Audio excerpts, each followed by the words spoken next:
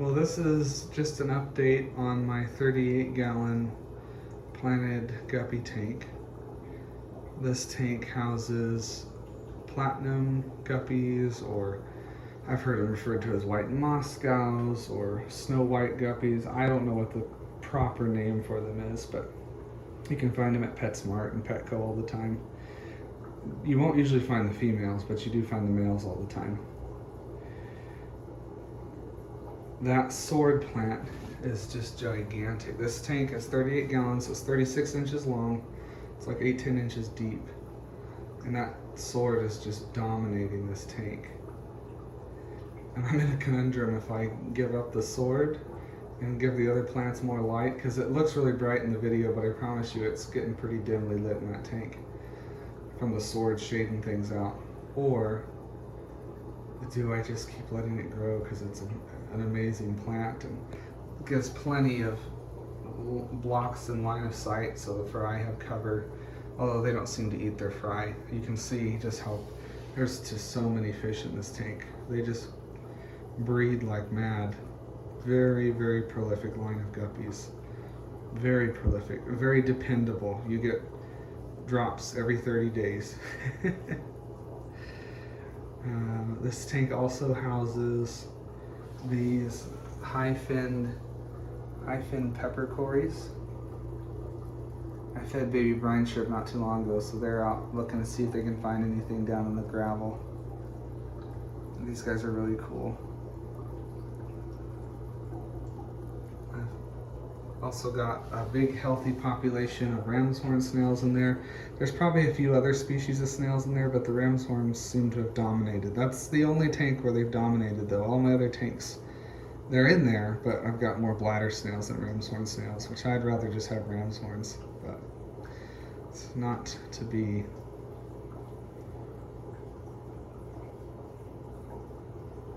This tank has just a Nicrew, I think it's a classic planted light, so nothing fancy, no highlight, just driven by a sponge filter that's got pretty slow airflow, and then a lot of plants and really deep substrate. And then the rocks in here are two huge pieces of lava rock, red lava rock. So very very good for colonizing plants on. As you can see, the pearlweed growing on the top of it there. I've got some Java fern underneath of that. Moss here, that's Java moss.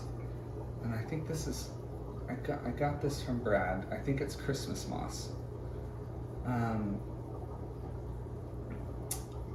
Ludwigia growing in the gravel. I've got some water wisteria back there, Hygrophila deformis. There's some more right here. So overall the plants are doing pretty well, but I think they would appreciate some more light. This is the slowest growing pearlweed you'll ever see because it's underneath this sword and it just gets very little light, but enough to survive. And this tank, in the morning it gets a couple hours of direct sun from the window. So I think that helps the lower plants keep going even though they don't get a whole lot from the aquarium light. There are, I don't know if we'll be able to find any, there are some shrimp in here too. I've got blue shrimp in here somewhere. Oh, here's one. He looks kind of black under that leaf. You can see a little bit of blue showing up though. I haven't had any babies of the shrimp. I don't know if they're just not mature enough or if I have all males. I kind of am starting to think I might have all males. And of course with this many fish in here, they could very well get eaten, but I haven't noticed any that look like females. Usually female shrimp are just like female guppies. They're bigger. Unlike guppies, the females usually have better color and more rounder abdomens. So I think I might have got all males. And I don't know if I'm gonna try and add more shrimp or not, or just do fish. I do think I'm gonna add some mystery snails, maybe 2, at most 2. They eat a lot, so I don't really wanna overdo the mystery snails. But I wanna add mystery snails because they're such great scavengers and they eat a lot. So a lot of people say you need to directly feed your snails, your mystery snails. And you probably do in the way most people keep their aquariums. But I've got deep substrate that I never gravel back. I never do water changes. I have a lot of plant material decomposing all the time. I feed excessively heavy, so there's always lots of fish food. So I don't actually target feed my scavengers very much, very little, maybe a couple times a week for the cories, because there is a lot of food in here, just naturally. I just feed the guppies because I'm trying to breed them and grow them. This is the original male. Not the greatest tail. I don't really like his tail shape, but he's what I got to start with. Now, let me see if I can find one of his sons I selected for breeding. So that's one of his sons I chose for breeding right there, right next to Dad. His tail shape is a bit better. It's a bit more round, whereas Dad's is kind of like a not quite round and not quite flag-shaped tail. There's a lot of males in here I need to chase out, but as you can imagine, with this much cover, it's very hard to catch fish out of this tank. So, I don't know when I'm gonna do it.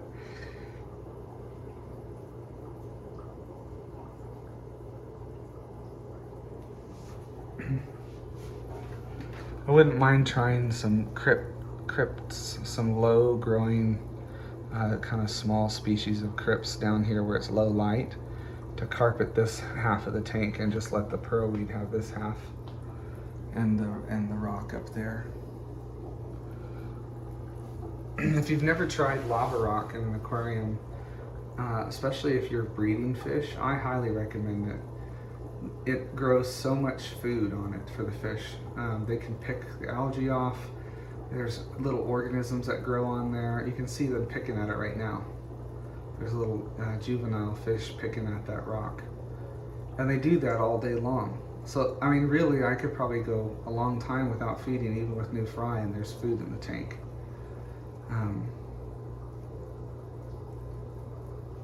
So lava rock is a great addition to an aquarium. And actually the bigger tanks I have all have lava rock, and I've got a 5.5 with black lava rock. This 10-gallon doesn't have lava rock. It has river rock, just because I was trying to give a different look. But I really prefer the lava rock. And but the river rock, I mean, it's all rock is surface area, so all rock will grow bacteria and algae and critters. Lava rock, being porous, just does it even more.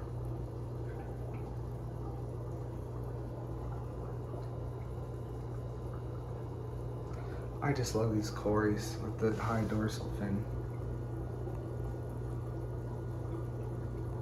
There is some cyanobacteria. You can see that green color growing under the substrate on the glass, but it doesn't seem to be spreading very much, so hopefully it's gonna run its course. The blackbeard algae has just about died out in here. I think the plants are finally out competing it, and it's doing the same in here. This last time I showed you guys this 10-gallon, that Myriophyllum, or however you say the name, foxtail, whatever, that green fine foliage plant there, was completely consumed with green and black hair algae, and it's almost gone. There's still some on there, but it's way, way better. And I think on this tank I added anacris, and anacris just grows so fast. So I think that's what beat it. I have had this mystery snail for about a year in a beta tank, and I put him in here because, and he's actually about cleaned it all up. There's a bunch of dead hair algae on the bottom, and I was like, well, he'll eat that, so I put him in here. And the ram's horns and stuff probably ate on it, but I don't think they were making much of a dent because they're just so small. But that mystery snail's about wiped out all the dying hair algae. I've treated this tank a few times with hydrogen peroxide to kill the hair algae and the blackbeard algae, and so the algae was just piling up as it died on the bottom, and he's about cleaned it up. There's still some, but it's much cleaner than it was. So you can see back in there, that brown stuff, that's mulm, which is just fish poop breaking down. Eventually it will work its way through the sand. There's sand in here with gravel, a thin layer of gravel on top. Eventually it will, but it feeds the plants. It grows beneficial bacteria in it and little microorganisms, paramecium, that the little fish can eat. So it actually isn't bad for the tank. It's a good thing to have some mulm in your tank. Every once in a while, if it gets real dirty out front here, which it's not too bad right now. I know some people would say that's filthy, but for this tank, it's not too bad. Every once in a while, I'll kind of siphon out off the surface. I don't gravel back, I just suck the mulm off the surface on the front, so it's cleaner on the front, but I don't ever do anything back in there. I just let it accumulate.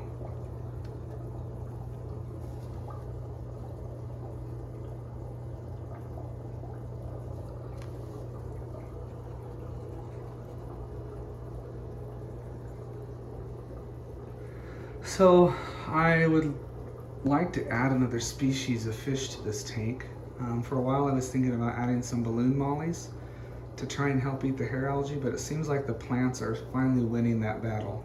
So I may not do the balloon mollies just because these guys produce so many fry.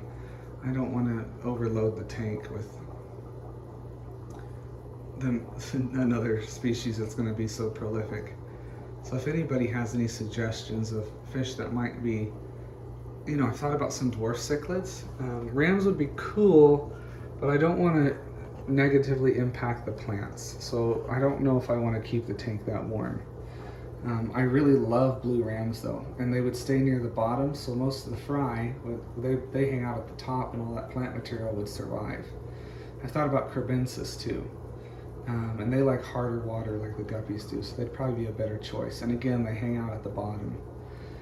So if anybody has any suggestions on some companions for this guppy tank, just to add a little another flavor, that would be cool. Also, some red velvet swordtails would be cool, but the swordtails are probably going to predate heavily on the guppy fry. I probably won't luck out like I did with my koi swords. Over here, I've got colony of koi swords coexisting with these half black AOC yellow leopards, and they don't eat the fry. They don't eat or chase any fry, their own fry or the guppy fry. I mean, they probably get a few. All the adults probably get, occasionally get a guppy fry or a swordtail fry, but they don't eat the fry for the most part. You can see I've got blackbeard algae going in here pretty strong. Although I noticed today it looks less, believe it or not, than it did the other day. So maybe I'm gonna finally beat it in here too.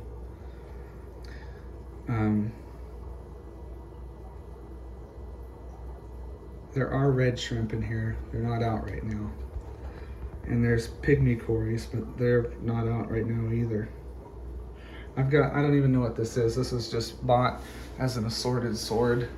It's some kind of red sword, which is pretty cool. Java moss all over this rock. I love it. I would have it no other way. I don't care if I can ever see that rock again, if it's completely just a ball of Java moss on it.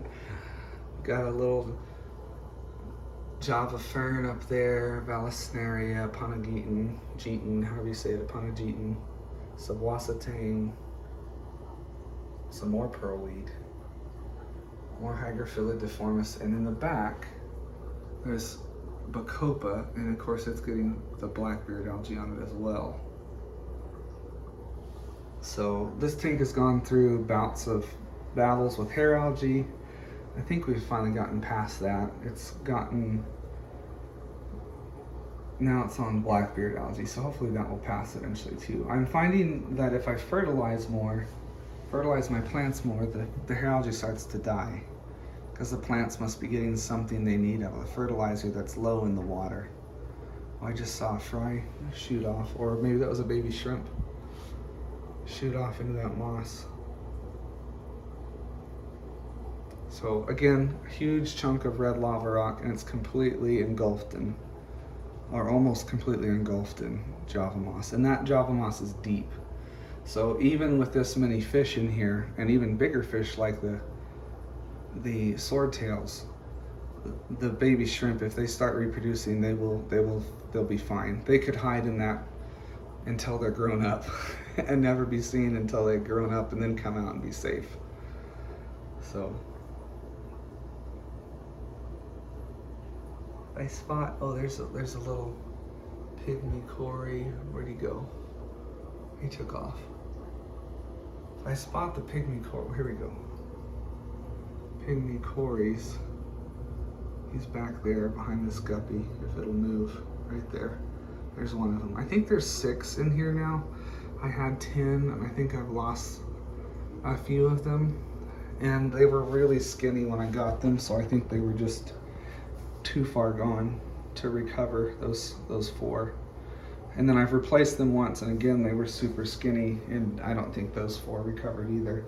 The ones I have now, that one's probably a male. He's thinner and smaller, but they eat well. I feed so much food. I don't stop putting food in the tank until I see it starting to collect on the bottom.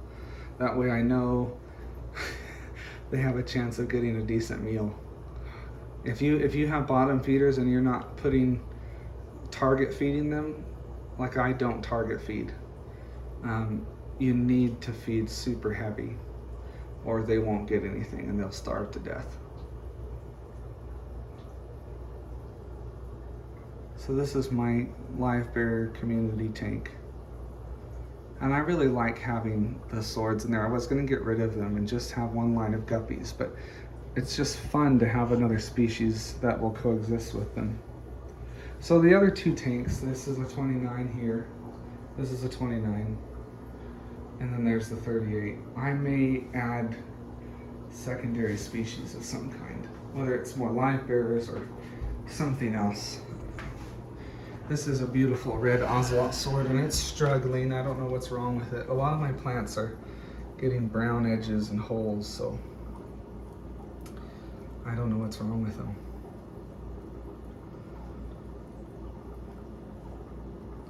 There's a juvenile,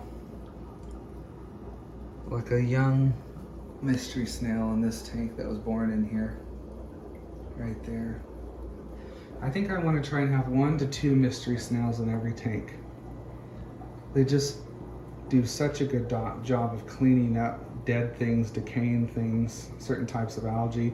I really think that they might even eat the blackbeard algae, because that blackbeard algae's gotten even better in the 10 gallon down here since I put the mystery snail in there.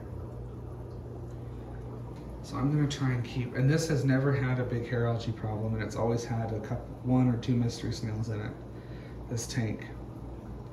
So I think I'm gonna try and keep 1 or 2 in every aquarium.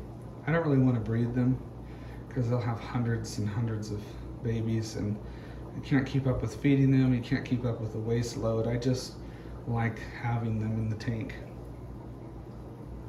Look at this guy. What is he even doing? He's just like in mid-water hanging on a string of mucus from the top or something. Crazy snail. Look at him. There he goes. Surfing to the bottom.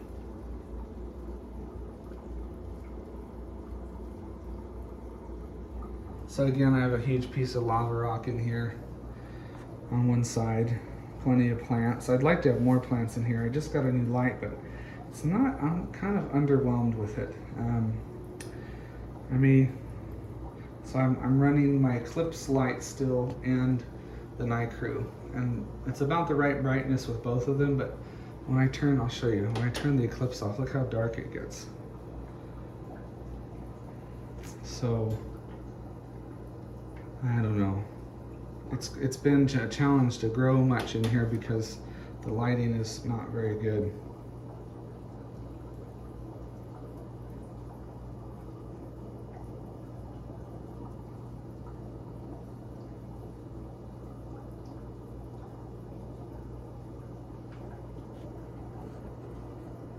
And those colors that you see on these females really are there. This is no editing, no anything. That's their real caudal fin color. They've got rainbow tails. They've got primarily blue, but then you'll see yellow and red or pinky color in there as well on several of them.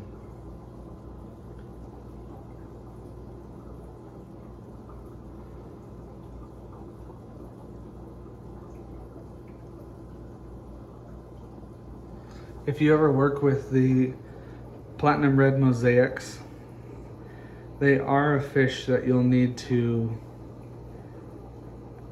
select your males while they're young, before their tails get too big. Get them big enough to have an idea of what they're going to be shaped like, but their tails get so big for their body that it doesn't take very long before they have a hard time catching females. So this guy has the best tail in here. Beautiful half moon tail, but he doesn't catch females hardly ever anymore. And I've only had them in here for a few weeks, maybe a couple months. These guys' tails aren't quite as big, so they still catch some females. But you definitely want to pick your breeder males while their tails are still small enough that it's easier for them to catch the girls, especially on this line. Even these deltas I have in this tank, even though their tails are even bigger, I think it's the shape of the tail, the delta versus the half moon, they seem to catch the females easier, even though they're bigger and older and have bigger tails.